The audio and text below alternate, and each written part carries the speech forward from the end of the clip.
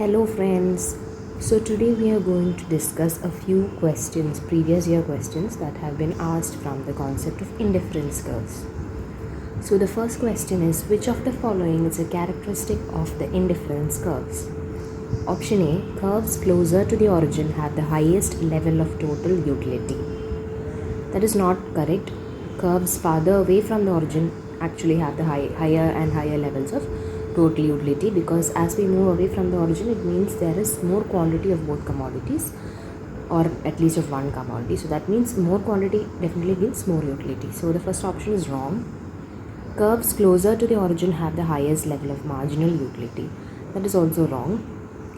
They are concave to the origin. Now indifference curves can be concave to the origin, but that is not a normal situation. Like, that is a very exceptional situation. We do not take that concave portion in our in economic analysis, so that can be ruled out.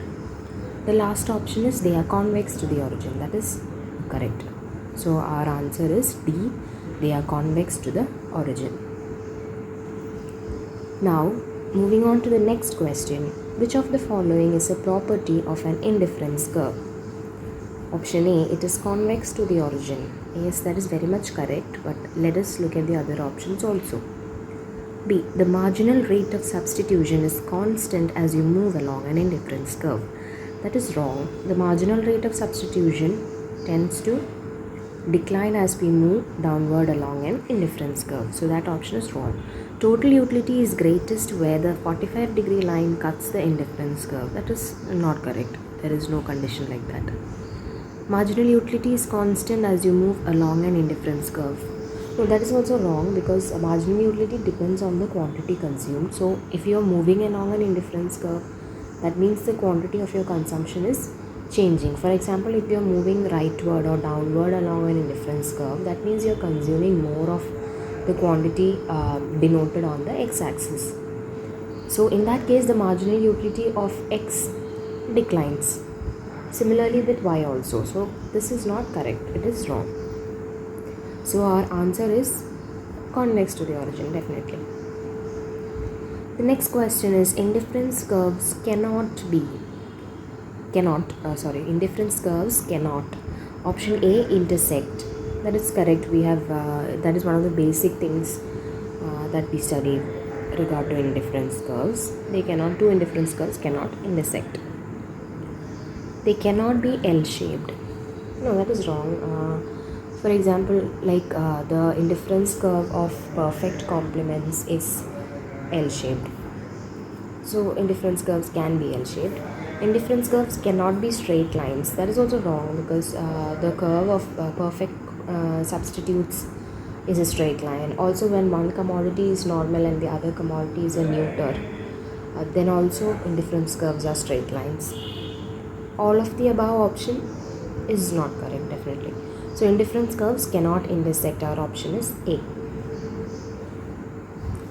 Now indifference curves are usually, that's the important word there, usually convex, concave, L-shaped, vertical. Now indifference curves can be L-shaped and vertical, and concave generally we do not use concave indifference curves, because concave means that it implies that marginal utility of both the commodities are negative. So that is not usually used.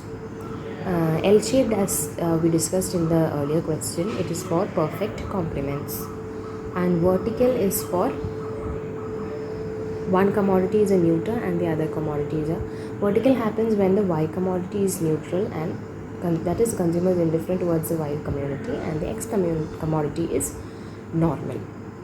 So indifference curves are usually, because it is convex. L-shaped and vertical are exceptional cases. The next question, at any point on an indifference curve, the slope is equal to. Okay, that is a very basic question. We know that the slope of the indifference curve is equal to the marginal rate of substitution. So option A is the correct answer. The second option is not correct, because it is the ratio of marginal utility of two commodities, not just the consumer's marginal utility. That is why the second option is wrong. Unity is only, that is the indifference curve slope becomes unity only in a specific condition, that is when we have perfect substitute. So that is wrong. because we have the A option correct, none of the above is ruled out. So our answer is A, the marginal rate of substitution. So that's it. Thank you. We can have more topic related previous year question discussions.